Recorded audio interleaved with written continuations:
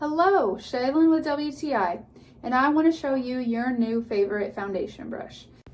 This Tarte buffer brush has a great fluffy dome-shaped bristles, and I absolutely love the flawless application that it gives.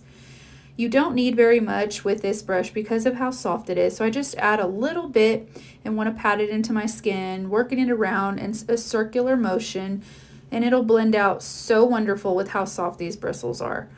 I absolutely love the airbrush effect without the air that I get with this foundation brush. It feels incredible on my skin.